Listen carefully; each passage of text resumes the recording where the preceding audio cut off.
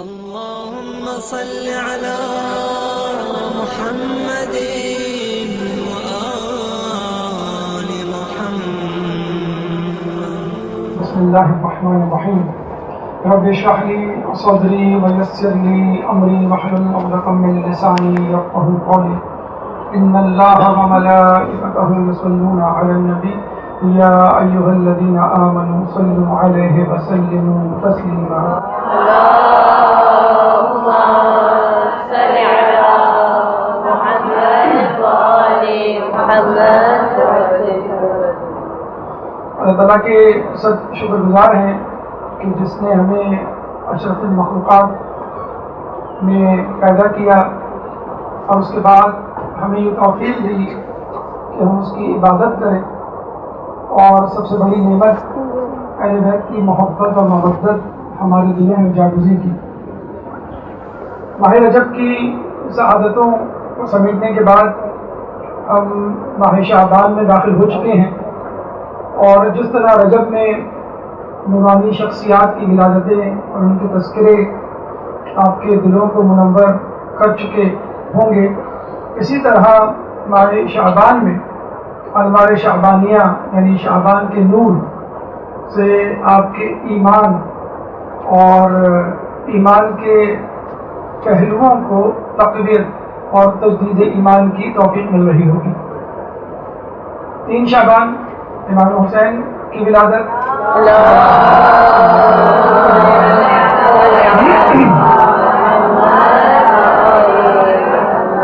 4 شعبان آپ کے علمبردار حضرت عباس کی ولادت،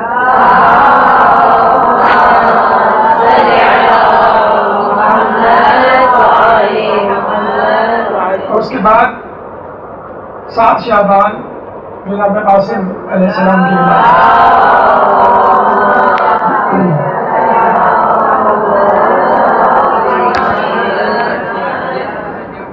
جناب قاسم کی شخصیت کے حوالے سے دیکھا یہ گیا ہے کہ ان پہ ہونے والے مظالم کا تذکرہ عموماً مسائل کی صورت میں ہمیں 8 محرم کی شب ملتا ہے، لیکن ان کی زندگی کے وہ حالات جو یقیناً بڑے مختصر سے ہیں، کیونکہ زندگی ہی انہوں نے کچھ روایتوں کے مطابق 14 سال کی پائی اور کربلا میں شہید ہوئے. چنانچہ جناب قاسم کی زندگی کے حوالے سے کچھ گوشوں پر انشاءاللہ روشنی ڈالنے کی آج کوشش کریں گے. اللہ تعالیٰ سے دعا ہے کہ ہمیں اس کوشش میں کامیاب کریں. جناب قاسم کی زندگی کو ہم 2 حصوں میں تقسیم کر سکتے ہیں: کربلا سے پہلے کی زندگی سیرت طیبہ اور کربلا کے دوران پیش آنے والے حوادث اور مسائل. جہاں تک آپ کے نام کا تعلق ہے قاسم،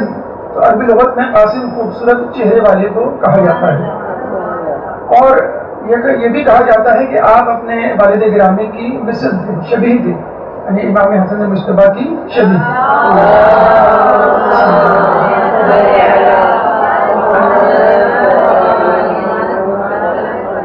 اور یہ بھی ہمیں تاریخ میں ملتا ہے کہ جناب حسن خود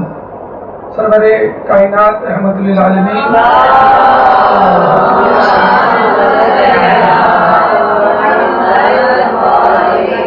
کی شبیہ ہیں. چنانچہ جناب قاسم امام حسن مجتبی اپنے والد گرامی کے وسیلے سے خود رسول اللہ کی شبیہ قرار پاتے ہیں. چنانچہ آپ کا ایک لقب یا آپ کا ایک مشہور نام یا جس جہد سے آپ کو پکارا جاتا ہے وہ شبیہ رسول جی ہے.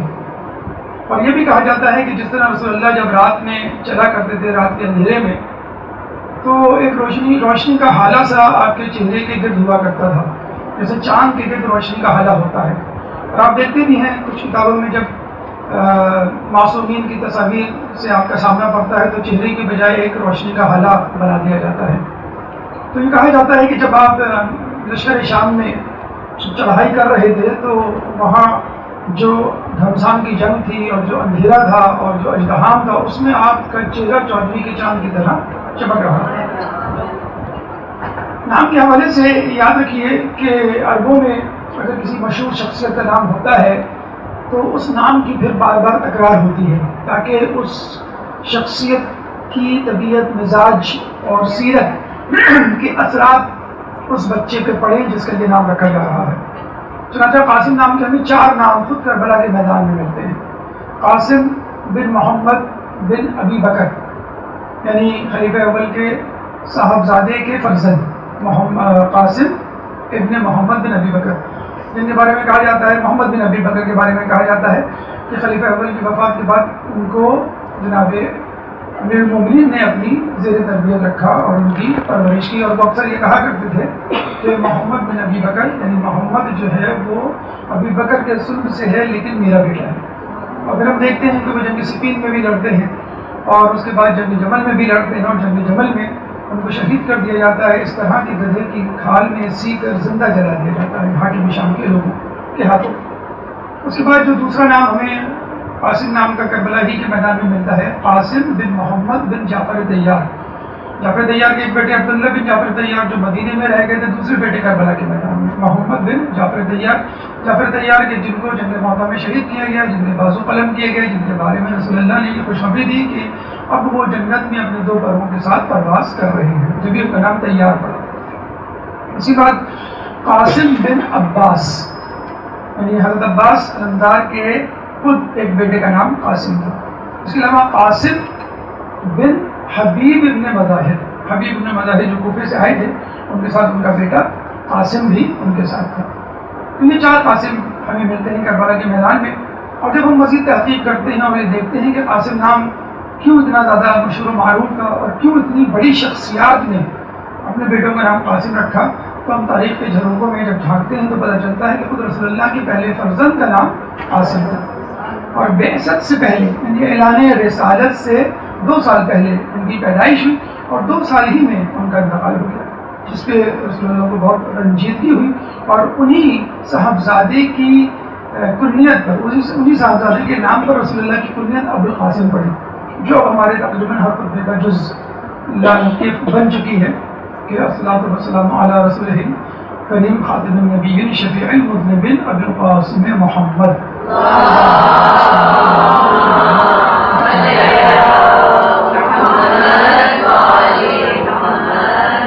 تو رسول کا نام محمد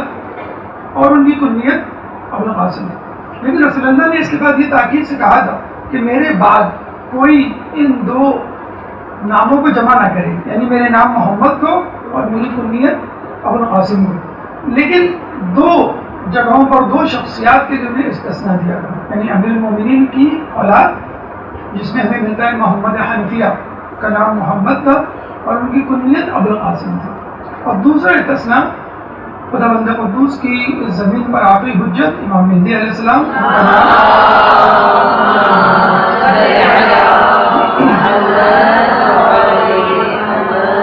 ان کا نام محمد اور ان کی کنیت ابو القاسم تھا. کہ خود رسول اللہ کی حدیث میں ملتا ہے کہ زمین کی آخری حجت جو اس دنیا کو اپنے عدل و انصاف سے اس طرح بھر دے گی جیسے وہ ذمہ و جور سے بھری ہوئی ہوگی، اس کا نام میرے نام پر یعنی محمد اور اس کی کنیت میری کنیت پر یعنی ابو القاسم. اور رسول اللہ کی یہ حدیث بھی صادق آ جاتی ہے، عبداللہ محمد و اوسطنا محمد و آخرنا محمد و کلنا محمد. تو یہ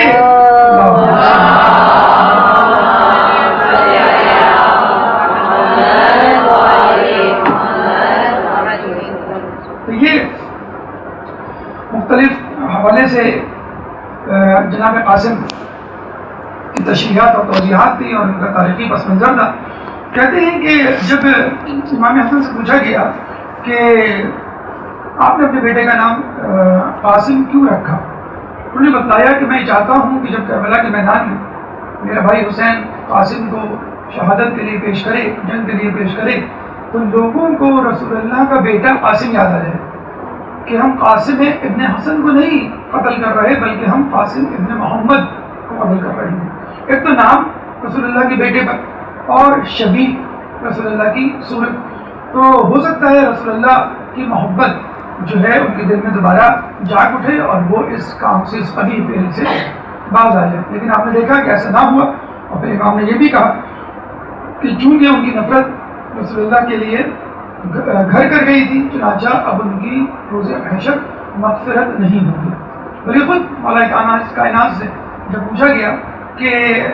آپ کیا سمجھتے ہیں کہ اگر آپ کی اولاد کی جگہ رسول اللہ کی اولاد ہوتی، یعنی قاسم، طاہر، عبداللہ، اس کے بعد جو 2 بیٹے اور ہوئے تھے مدینے میں، تو یہ 3 بیٹے ہوتے، وہ جوان ہوتے اور ان کی اولادیں ہوتی، تو کیا لوگ ان پہ ظلم و ستم کرتے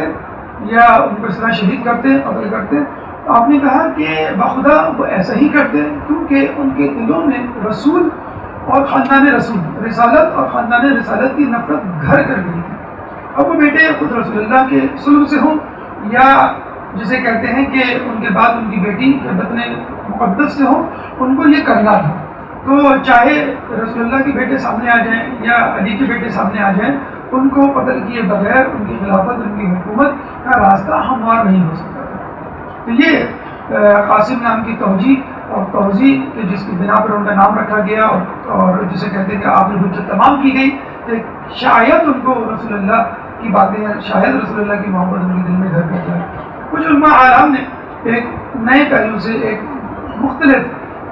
جسے کہتے ہیں جہد سے آپ کے نام پر روشنی ڈالی، جیسے کہ ہم نے آپ کو پہلے بتایا تھا کہ جناب زینب کا نام زہرا سے مستعار لیا ہے یا علی سے مستعار لیا گیا ہے، نون حسنین سے مستعار لیا گیا ہے، بے نبی سے مستعار لیا گیا ہے۔ اس طرح قاسم کے بارے میں کہا جاتا ہے قاف کا مطلب قدیر، جو کہ اللہ تعالیٰ کا ایک نام ہے، الف سے اللہ، سین سے سلامتی اور میم سے مومن، یعنی اللہ کی قدرت ہے جو مومنین کے لیے سلامتی ہے۔ یقیناً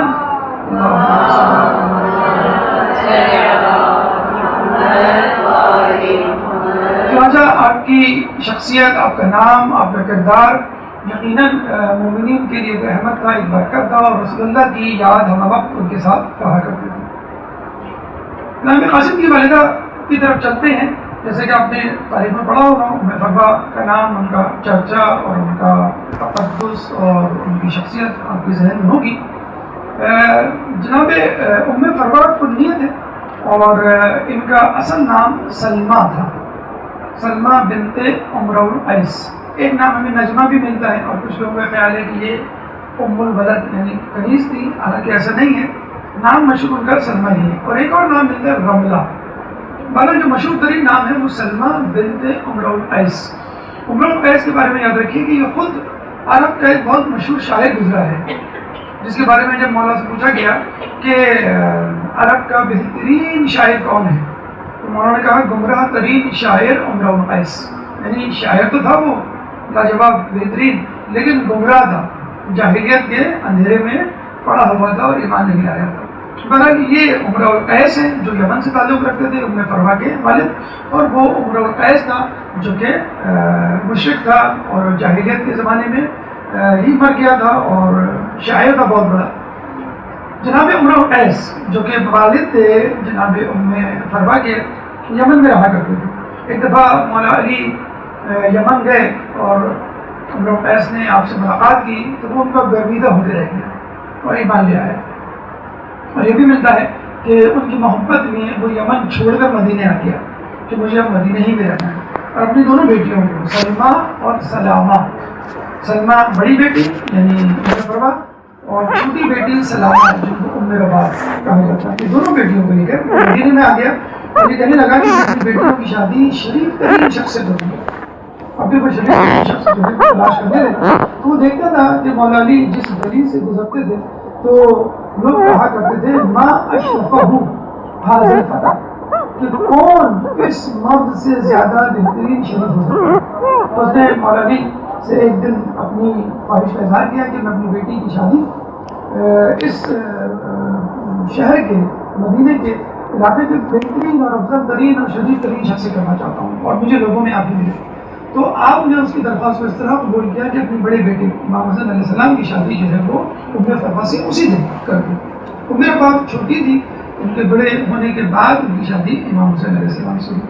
ام فروا سے شادی کے بعد جو کہ 35 ہجری میں ہوئی، آپ کے 4 بیٹے اور 2 بیٹیاں پیدا ہوئی، اور ام فروا جن کی شادی امام حسین سے ہوئی ان سے 2 اولادیں ہوئی، ایک جناب علی اصغر اور ایک بی بی سکینہ۔ چنانچہ علی اصغر اور جناب قاسم آپس میں چچا زاد بھائی بھی ہیں اور خالہ زاد بھائی بھی ہیں۔ چچا زاد بھائی حسن حسین کی وجہ سے ہیں اور خالہ زاد بھائی جو ہیں وہ ام فروا اور ام رباط کی وجہ سے جو دونوں بہنیں تھیں۔ بہرحال آپ کے والد جناب قاسم کے حوالے سے قاسم ابن حسن، تو امام حسن آپ کے والد تھے، اور آپ کو معلوم ہونا چاہیے کہ جب حضرت علی کی شہادت ہوئی ہے تو خلافت امام حسن علیہ السلام کے ہاتھ میں آئی، اور امام حسن علیہ السلام کے بارے میں آپ کو معلوم ہوا کہ ٹھیک ہے کربلا اپنی جگہ درست ہے اور سب سے زیادہ مسائل ہمیں کربلا میں ملتے ہیں، لیکن امام حسن نے اپنی تمام تر کوششوں کے باوجود مسلمانوں کو بچایا، حالانکہ مسلمانوں نے یا ان کے نیچے ان کے چاہنے والوں نے جو بظاہر چاہنے والے تھے کوئی دقیقہ فروگزاشت نہیں کیا تھا آپ کو نقصان پہنچانے میں، یعنی وہ کہا کرتے تھے کہ آپ جو ہے حاکم شام سے لڑائی کریں اور ہم آپ کا ساتھ دیں گے، اور جب وہ لے کے چلے تو پتہ چلا کہ آہستہ آہستہ لوگ جو ہے وہ ٹوٹنے لگے، کیونکہ حاکم شام نے ان کو خریدنا شروع کیا، لوگ اپنے خیموں میں سوتے تھے، جب رات کو سونے کے بعد صبح فجر میں جاگتے تھے تو خلیفہ وقت یعنی حاکم شام کی طرف سے اشرفیوں کی تھیلی ان کے خیمے کے اوپر لٹک رہی ہوتی تھی، تو وہ اس تھیلی کو دیکھ کر اس میں موجود رقعے میں لکھی ہوئی تحریر کی وجہ سے حاکم شام سے جا ملا کرتے تھے، تو روزانہ جو ہے ان کی جو فوج ہے ان کی سپاہیوں کی تعداد میں کمی ہوتی رہی، اور وہ انجام بھاگ چکے تھے کہ میرے پاس بہت کم لوگ رہ گئے، اور جو لوگ ہیں ان کا بھی مجھے نہیں معلوم کہ جب میں حاکم شام سے لڑنے جاؤں تو یہ بھی میرا ساتھ چھوڑ جائے، اور جو گنے چنے لوگ بنی ہاشم کے یا بہت ہی زیادہ پکے مومنین اگر میرے ساتھ رہ بھی گئے تو یہ نہ ہو کہ ان کی بھی گردن زدنی ہو جائے اور اسلام یا مومنین جو ہے وہ بالکل اس سطح ہستی سے دنیا سے مٹ جائیں۔ چنانچہ انہوں نے صلح کر لی، اور صلح کی بھی پیشکش خود حاکم شام کی طرف سے ہوئی اور سفید سادے کاغذ بھی ہوئی، تو یہاں یہ بات ہمیں جان لینی چاہیے کہ فتح دراصل خود امام حسن کی ہوئی، اور صلح کا حق وہ بڑھاتا ہے کہ جو ہار چکا ہو،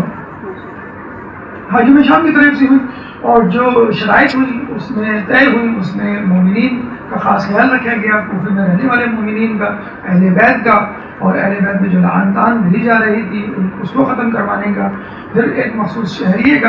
چنانچہ بہرحال تمام شرائط مومنین کے اور مسلمانوں کے حق میں تھی، لیکن پھر بھی لوگ آپ سے بہت ناراض ہوئے اور خدا نخواستہ آپ کو مذلل مومنین کا لقب دیا، نعوذ باللہ، یعنی امیر المومنین، مومنین کے امیر آپ کے والد گرامی تھے، تو اس کے حوالے سے کہا وہ تو امیر المومنین تھے لیکن آپ مذلل المومنین، نعوذ باللہ، مومنین کو ذلیل کرنے والے یا کروانے والے۔ لیکن یہ بالکل اسی قسم کا الزام ہے، یہ جو کہ لیجیے اسی قسم کے شک و شبہ کا اظہار ہے جو خود رسول اللہ سے صلح حدیبیہ کے وقت روا رکھا گیا، اور صلح حدیبیہ کے وقت کچھ لوگوں کے دلوں میں نبوت کے متعلق خیال بھی آیا کہ کیا واقعی آپ نبی ہیں، کیا واقعی نبوت کے حامل ہیں، پھر بعد میں انہوں نے اس کی توبہ بھی کی اور استغفار بھی کیا۔ بہرحال بات کے دنوں میں لوگوں نے ثابت کر دیا، تاریخ نے ثابت کر دیا کہ آپ کا فیصلہ بالکل صحیح تھا، اور دوسری جو تہمت یا الزام آپ پہ لگایا گیا وہ کثرت ازدواج ہے، جو غیر شیعہ افراد نے اتنا زیادہ اس کو بڑھا دیا کہ آپ کی شادیاں جو ہے وہ 300 تک پہنچا دیں۔ جب مومنین نے، علماء نے، محققین نے اس کی باقاعدہ تحقیق کی تو پتہ چلا کہ اگر ہم 300 شادیاں لے لیں تو ہر 6 مہینے بعد ایک شادی، تو اس زمانے میں بہرحال کوئی امیر خاندان سے تعلق نہیں تھا، فخر و فاخر کی زندگی بہرحال تھی، رسول اللہ کے جانے کے بعد ان کی زندگی تنگ کر دی گئی تھی، تو کسی طرح ایک عام شخص کے لیے یہ ممکن ہی نہیں تھا کہ وہ خارج شادی کے اخراجات برداشت کر سکتا۔ اور پھر یہ بھی ملتا ہے کہ رسول اللہ ایک دفعہ امیر المومنین نے ممبر پہ آ کے یہ کہا کہ لوگوں میرے بیٹے سے اپنی بیٹیوں کی شادی نہ کرو، یہ طلاق بہت دیتا ہے، تو اپنے بیٹے کی اس طرح تذلیل کرنا، اور پھر تذلیل یا جسے کہتے ہیں کہ حقیقت آشکار کرنے کے بعد لوگوں میں پھر دوبارہ آپ سے رجوع کرنا، یہ بتا رہا ہے کہ واقعی آپ قابل بھروسہ تھے۔ بہرحال یہ دونوں گفتگو، یہ دونوں الزامات جو ہے وہ تاریخ نے غلط ثابت کیے، محققین نے اس کے بارے میں اس کے خلاف جو ہے دلائل بھی دیے، تو اس صورتحال سے امام حسن علیہ السلام جو ہے وہ گزر رہے تھے۔ لیکن بہرحال جناب قاسم کی ولادت کے بعد کہا یہ جاتا ہے کہ امام حسن علیہ السلام فقط 4 سال زندہ رہے۔ جب آپ بستر شہادت پڑھتے ہیں اور جب اپنی وصیت کر رہے تھے تو کہتے ہیں کہ تعویذ جو ہے انہوں نے امام جناب قاسم کے بازو پر باندھا، تمام چاروں لڑکوں کے بارے میں تھا، لیکن بازو کا انتخاب جو ہے جناب قاسم کا ہوا، اور یہ کہا گیا کہ جب تمہارے چچا یعنی حسین ابن علی پر کوئی مصیبت آئے تو تمہیں تعویذ کھول کر پڑھ لینا اور اس میں جو کچھ لکھا ہے اس پر عمل کرنا۔ پھر ہم مسائل میں دیکھتے ہیں کہ جب تعویذ کھولا گیا تو اس میں یہ لکھا تھا کہ تم اپنے چچا حسین ابن علی کی مدد کرو۔ بہرحال جب ان کا وقت آخر آیا جناب قاسم کے بارے میں کہا جاتا ہے کبھی وہ اپنی امی ام فرفا کے دامن سے لپٹ کے روتے اور کبھی اپنے بابا کے سینے پہ گر کے روتے. تو 4 سال کی زندگی میں انہوں نے یتیمی کا زخم جو ہے وہ سہا. اس کے بعد آپ کی پرورش، آپ کی تربیت جو ہے امام حسین علیہ السلام کے ذمہ آ گئی. اور آپ کو معلوم ہے کہ عرب میں چچا بھتیجے کی محبت بہت زیادہ مشہور ہے، اور ہمیں یہ محبت سب سے پہلے حضرت ابو طالب کے ذریعے نظر آتی ہے کہ اس طرح انہوں نے اپنے بھتیجے رسول اللہ کی تربیت کی، محافظت کی، اور ان کو پال پوس کے جوان کیا، اور ان کو اپنے بیٹوں پر جو ہے وہ ترجیح دی اور اپنے ساتھ سلایا کرتے تھے، اپنے ساتھ رکھا کرتے تھے. لگتا تھا کہ شاید وہی بیٹے ہیں اور دوسرے ان کے بیٹے نہیں ہیں. تو امام حسین علیہ السلام نے بھی یہی کیا کہ اپنے بھائی امام حسین علیہ السلام کی شہادت کے بعد جناب قاسم کو بالکل اپنے بچوں کی طرح پالا، اور کبھی بھی ان کو ان کے یتیم ہونے کا احساس نہیں دیا. جناب قاسم جب بھی کوئی چیز مانگتے، کوئی بات کہتے، اس چیز کو فوراً مہیا کر دیا جاتا، دستیاب کر دیا جاتا، اور ان کو ان کی بات، ان کے خواہش کو پورا کیا جاتا. کہتے ہیں کہ جب بھی جناب حسن سفر میں جاتے تھے تو جناب عباس اور جناب علی اکبر کے ساتھ ساتھ آپ کو بھی اپنے ساتھ لے جایا کرتے تھے. ابتدائی تعلیم، بنیادی علوم جو ہے انہوں نے اپنے والد امام حسین علیہ السلام سے حاصل کیے، اور اس کے بعد علوم قرآنی کے بارے میں کہا جاتا ہے خصوصی طور پہ امام حسین علیہ السلام نے اپنے بھتیجے کو علوم قرآنی سکھائی. کہتے ہیں آپ کی الحانی اتنی زیادہ مشہور و معروف تھی کہ جب آپ مدینے کی مسجد میں قرآن پڑھا کرتے تھے تو لوگوں کو لہنے داودی یاد آ جایا کرتی تھی، اور آپ کے گرد وہ حلقہ بنا کے بیٹھ جایا کرتے تھے. جیسے داؤد علیہ السلام کے بارے میں ملتا ہے کہ پرندے تک ان کی قرت سننے کے لیے ان کے گرد جمع ہو جاتے تھے. تو جناب قاسم کی آواز، خوشبانی اور قرت کو سننے کے لیے مدینے کا ایک ہجوم آپ کے آس پاس آ جاتا تھا. جناب علی کے خطبات، فرمودات، مکتوبات ان کو مکمل طور پہ حفظ تھے. یہ نہج البلاغہ تو ابھی ہمارے پاس پہنچی ہے، اور یہ بھی سلیکٹڈ یا سلیکٹو جو ہے وہ انتخاب ہے جناب امیر المومنین کے مخصوص اور منتخب کلام کا، لیکن ان کو تقریباً تمام کلام یاد ہے. کہتے ہیں بی بی زہرا کا جو خطبہ فتح ہمیں ملتا ہے جو جناب زینب نے خود اپنے کانوں سے سنا تھا، اور وہ کہتی ہیں کہ میں نے وہ خطبہ وہیں پر ازبر کر لیا تھا. مرل بی بی زینب کی شخصیت تو بہت زیادہ بلند و بالا ہے کسی بھی شخصیت سے معصومین کے بعد، 4 معصومین کے بعد. لیکن جناب قاسم نے اتنی سی عمر میں جو ہے وہ جناب بی بی سیدہ کا فتح جو ہے وہ مکمل طور پہ حفظ کر لیا تھا. اس کے بعد علوم قرآنی کے حوالے سے ملتا ہے کہ ان کو بہت زیادہ دسترستی، بہت زیادہ جو ہے وہ مہارت حاصل تھی. دیکھیے یہ وہ علوم تھے جو کہ جناب قاسم نے اور اہل بیت کے خانوادے نے اور ان کے بچوں نے اپنے بڑوں سے حاصل کی. یہ ہمارے لیے ایک بہت بڑا پیغام ہے آج کل کے دور میں، جس طرح ہم دیکھتے ہیں کہ تعلیم کے اخراجات مسلسل بڑھتے جا رہے ہیں، لیکن اس کے ساتھ ساتھ ہم دیکھتے ہیں کہ اسکولوں سے شکوہ شکایت بھی بڑھتی جا رہی ہے، اور لوگ اپنے بچوں سے اتنے متنفر ہو گئے ہیں کہ اپنے پاس یا گھر میں رکھنے کے لیے کچھ دیر بھی گوارا نہیں کرتے. مطلب وہ یہ چاہتے ہیں اسکول آئیں، اسکول کے بعد جو ہے وہ ٹیوشن پڑھنے چلے جائیں، اس کے بعد قرآن پڑھیں اور بس وہ جو ہے وہ سو جائیں. جب ان کی چھٹیاں آتی ہیں تو وہ سمر کیمپ تلاش کیے جاتے ہیں، اور ونٹر ویکیشن میں بھی کہیں ان کو انگیج کر دیا جاتا ہے. تو یہ تعلیمات اہل بیت سے سیکھیے کہ جتنے علوم کم از کم، ہمیں نہیں کہہ رہے کہ ان کو پی ایچ ڈی یا ایم اے اور ماسٹرز کے کورس آپ پڑھائیں، لیکن جتنی تعلیم آپ کے پاس ہے،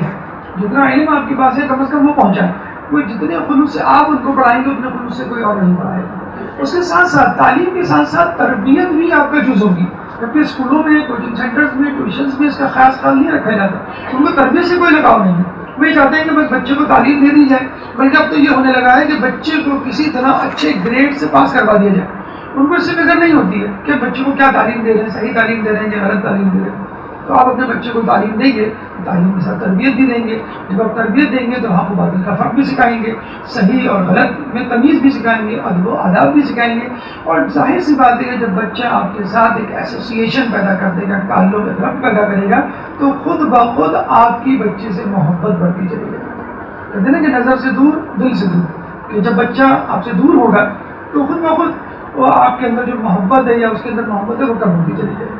تو بچے کو خود پڑھانے کا طریقہ اور بچپن سے پڑھانے کا طریقہ، اور جب تک آپ نے سکت اور آپ کی قابلیت اس کے اندر ٹرانسفر نہیں ہو جاتی اس وقت تک پڑھانے کا طریقہ جو ہے وہ اہل بیت سے آپ کو اور ہم کو سیکھنا چاہیے. درود پڑھ دیں محمد علیہ.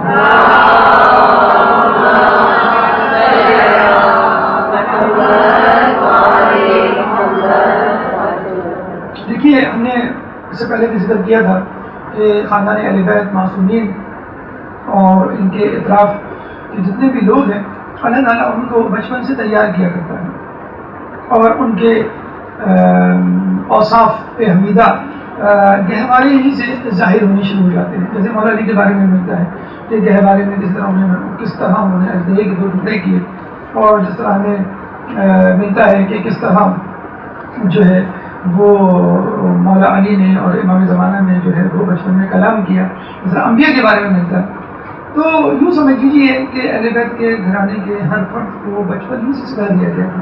کہ تم جو ہے کس خاندان سے تعلق رکھتے ہو اور تمہیں کیا کرنا ہے، اور جو آگے چل کے جو کام کرنا ہوتا تھا اس کے بارے میں بھی پہلے سے آگاہی دے دی جاتی تھی. جیسے ہمیں ایک واقعہ ملتا ہے کہ آپ کی ولادت کے 5 مہینے بعد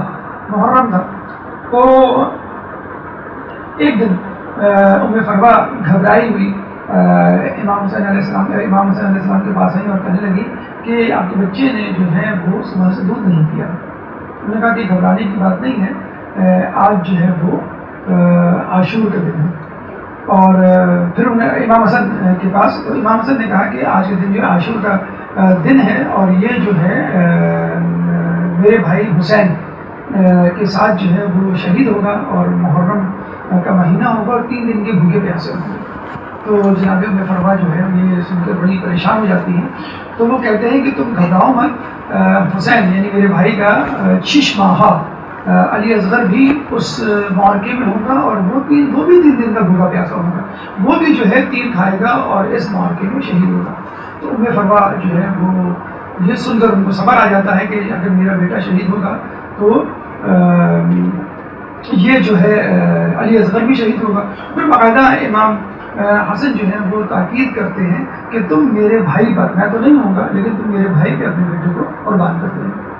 اچھا اب دیکھیے قدرت جو ہے خانوادہ رسالت کو، خانوادہ اہل بیت کو کس طرح تیار کرتی ہے اپنے آنے والے دور کے لیے جو کام ان کو کرنا ہوتا ہے. بی بی زینب کے بارے میں بھی آپ نے سنا، جناب قاسم کے بارے میں بھی. خود رسول اللہ نے اہل بیت کو اور امام کے گھر والوں کو یہ درس اپنی زندگی میں دینا شروع کر دیا. نہ صرف اپنے گھر والوں کو بلکہ اصحاب کو بھی یہ بتانا شروع کر دیا تھا کہ میرے بعد کیا کیا مسائل میرے اہل بیت پر جو ہے وہ ڈھائے جائیں گے. تو کہتے ہیں کہ عاشور کے دن رسول اللہ کے بارے میں کتاب بہقی میں جو ہے یہ روایت موجود ہے کہ رسول اللہ اصحاب کی عورتوں کو اپنے گھر میں بلاتے تھے اور جو ان کے شیر خوار بچے تھے ان کے لیے تاکید کیا کرتے تھے کہ تم صبح سے لے کے شام تک ان کو دودھ نہیں پلانا. اور پھر تذکرہ کیا کرتے تھے کہ کربلا کے میدان میں عاشور کے دن جو ہے میرے خاندان حسین کے اور حسین کے بیٹے اور ان کے عزیز و قارب جو ہیں اہل بیت کے چاہنے والے جو ہے 3 دن کے بھوکے پیاسے جو ہے وہ مارے جائیں گے. پھر ہم دیکھتے ہیں کہ جناب قاسم کو جو ہے خواب میں بتلا دیا جاتا ہے، امام حسین کو خواب میں بتلا دیا جاتا ہے، جناب زینب کو خواب میں بتلا دیا جاتا ہے کہ تمہارے ساتھ جو ہے وہ کیا ہونے والا ہے. ایک خواب آپ نے بی بی زینب کا سنا تھا کہ کس طرح انہوں نے دیکھا کہ وہ گھر میں کھڑی ہوئی ہے اور ایک دم سے آندھی آتی ہے، تیز ہوا چلتی ہے اور درخت کو پکڑتی ہے، وہ درخت اکھڑ جاتا ہے جنت الفردوس میں،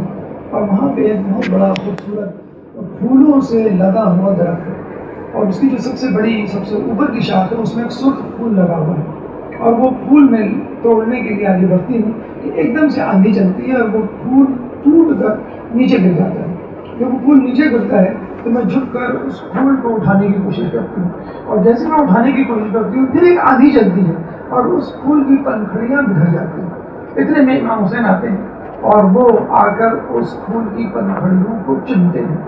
اور ایک ایک پتی کو چنتے جاتے ہیں اور روتے چلے جاتے ہیں. جب ام فروا کی آنکھ کھلی تو دیکھا جناب قاسم سامنے ہی لیٹے ہوئے اور اس پھول کی جو رنگت تھی وہی سرخی جو ہے جناب قاسم کے چہرے پر تھی. گھبرائی ہوئی جناب زینب کے پاس جاتی ہیں اور کہتی ہیں کہ میں نے جو ہے یہ خواب دیکھا ہے. تو بی بی زینب یہ خواب جا کر جناب حسین کو سناتی ہیں تو کہتی ہیں کہ تم بھابھی ام فروا سے کہو کہ وہ صبر کرے کیونکہ جو آنے والا وقت ہے وہ اس کی نشاندہی کر رہا ہے کہ یہ کربلا کا واقعہ پیش آئے گا. بلکہ انہوں نے سورہ احقاف کی آیت نمبر 35 کا جو ہے وہ کی تلاوت بھی کی. فَاصْبِرْ مَا صَبَرَ اولو الامر من الرسل.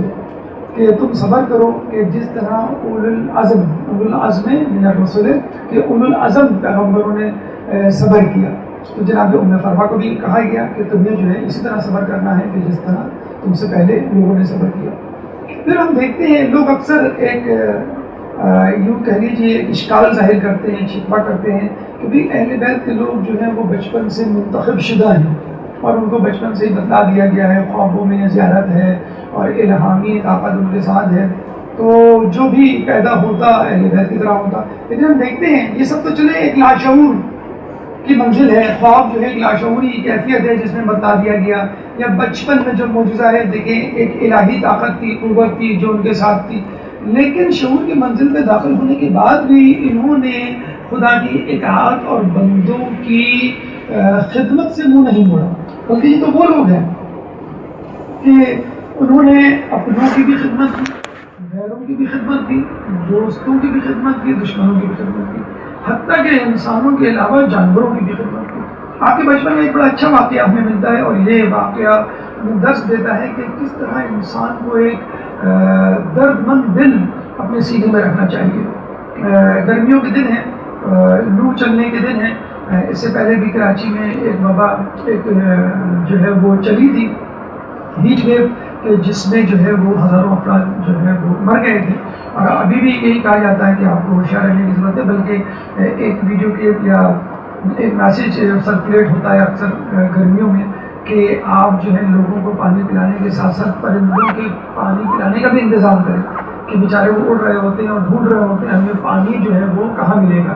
تو جب جہاں پانی مل جاتا ہے وہ پانی پی لیتے ہیں، اگر اڑتے اڑتے ان کو پانی نہ ملے تو ہو سکتا ہے شدت پیاس سے وہ بے ہوش ہو جائیں یا مر جائیں.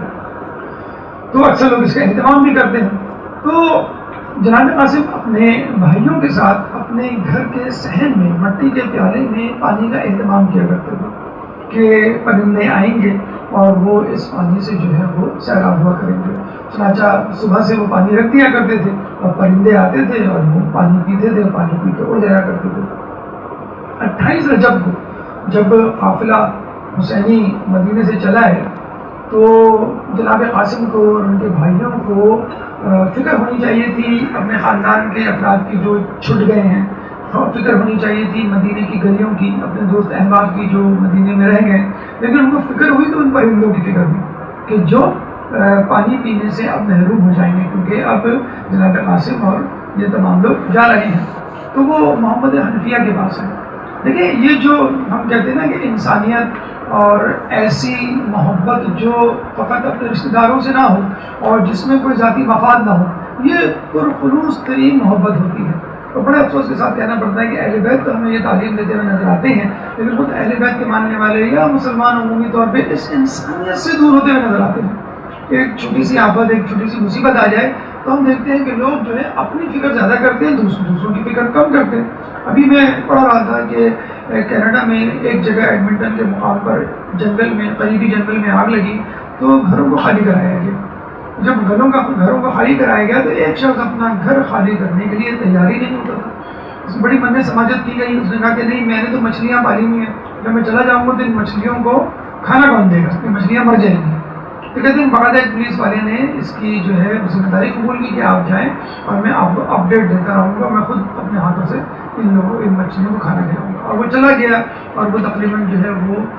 2 مہینے تک جو ہے وہ ان کو کھانا کھلاتا رہا. جب وہ واپس آئے تو وہ ان کو مچھلیاں زندہ سلامت ملی. تو اس کو ہم کہتے ہیں انسانیت. اصل میں یہ انسانیت کینیڈا امریکہ کے رہنے والوں کے اندر کی انسانیت اور محبت نہیں ہے، یہ ان کا درس نہیں ہے. یہ درس تو ہمیں اہل بیت نے بہت پہلے دے دیا تھا. تو اسلام اور مسلمانوں کی خدمت تو بہت دور کی بات، وہ تو انسانوں سے ہٹ کر جانوروں کی خدمت کے لیے ہر وقت تیار رہتے تھے. اور یہ ہمیں ملتا ہے کہ جب ہر آیا تھا اور اپنے لشکر کے ساتھ اس نے برملا کہا تھا کہ میں آپ کا دشمن بن کر آیا ہوں لیکن میں اس وقت پیاسا ہوں، باقی باتیں بعد میں ہوں گی، اس وقت مجھے پانی چاہیے. انہوں نے حضرت عباس کو حکم دیا کہ اس کے لشکر کو پانی پلاؤ. انہوں نے جناب ہر کو نہیں، صرف ہر کو نہیں، ہر کے لشکریوں کو، ہر کے گھوڑوں کو اپنے ہاتھوں سے، اپنے ہاتھوں میں پیالے لے کر پانی پلایا، 4 5 مرتبہ پانی پلایا جب تک ان کے پیٹ سیر نہیں ہو گئے. انہوں نے اپنے منہ کو جو ہے، اپنے چہروں کو پانی سے نہیں پھیر لیا. تو یہ وہ لوگ ہیں جب جنگ صفین میں مولا قبضہ کرتے ہیں اور پانی پیتے ہیں، اپنے لشکریوں کو پلاتے ہیں، تو اسی وقت دشمن کی فوج بھی آ جاتی ہے. تو مولا کے کچھ ساتھی جو ہے وہ ان کو روک دیتے ہیں تو مولا ان کو منع کرتے ہیں یعنی پانی دونوں افراد پیتے. اور یہ ہوا کرتا تھا کبھی حاکم شام کا لشکر قبضہ کرتا تھا, کبھی مولا علی کا. جب حاکم شام کا لشکر قبضہ کیا کرتا تھا تو وہ لوگوں کو یعنی دشمنوں کو پانی پینے سے روک دیا کرتا تھا. لیکن جب مولا علی کا لشکر پانی پہ قبضہ کرتا تھا تو وہ دونوں کو پانی پلایا کرتا تھا. بہرحال یہ انسانیت ہمیں اہل بیت کے گھر سے ملتی ہے, اور دنیا میں اگر کوئی کسی قسم کی انسانیت ہو بھی رہی ہے تو اس کا درس دراصل اہل بیت نے دیا ہوگا, جس کو ہم مسلمانوں نے تو بلا دیا ہے اور دوسروں نے اپنا لیا ہے. چنانچہ بہرحال جناب قاسم اپنے بھائیوں کے ساتھ محمد حنفیہ کے پاس جاتے ہیں, کیونکہ وہ کربلا نہیں گئے تھے, ان کو مدینے میں رہنا تھا. ان کے پاس جا کے کہتے ہیں کہ ہم جا رہے ہیں اور ہمیں فکر ہے ان پرندوں کی جو کل دوبارہ آئیں گے اور جو روزانہ آتے ہیں ہمارے گھر میں, ہمارے صحن میں جو پیالہ ہے اس میں جو موجود پانی ہے اس کو پینے کے لیے ہمیں فکر ہے کہ ان کو پانی کون دے. تو محمد حنفیہ نے کہا کہ یہ ذمہ داری میں قبول کرتا ہوں, تمہارے جانے کے بعد روزانہ پانی ان کو میں پلاؤں گا. اور کہتے ہیں 29 رجب ہی کو دوسرے ہی دن پہنچ گئے اور پیالے میں جو ہے مٹی کے پیالے میں جو ہے پانی ڈالا, ان پرندوں کا انتظار کرتے رہے. لیکن انتظار کرتے کرتے صبح سے دوپہر, دوپہر سے شام اور شام سے مغرب ہوئی, وہ پرندے نہیں ہیں. بڑے حیران ہوئے. پھر اگلے دن دوبارہ انہوں نے پانی ڈالا, پھر پرندوں کا انتظار کیا, لیکن وہ پرندے نہیں ہیں. کہتے ہیں کہ ان پرندوں کو 28 رجب کے بعد مدینے میں کسی نے نہیں دیکھا. اگر دیکھا تو عصر عاشور دیکھا کہ جب امام حسین کو شہید کیا گیا, ان کا لاشا جو ہے خون میں لت پت پڑا ہوا تھا, تو کچھ سفید پرندے اور ان کا غول امام حسین علیہ السلام کے لاشے پر آیا اور اپنے پروں کو ان کے خون سے خلط ملط کرنے لگا. اور پھر وہ پرندے اڑ کر مختلف سمتوں میں چلے گئے. کہاں چلے گئے نہیں معلوم. ہاں ایک شخص نے قبر رسول میں پر ان پرندوں میں سے ایک پرندے کو دیکھا تھا, شاید وہ شہادت حسین کی خبر سنانے رسول اللہ کو گیا تھا. اللہ اللہ یا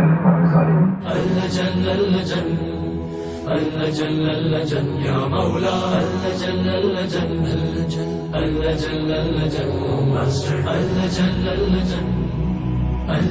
یا صاحب الزمان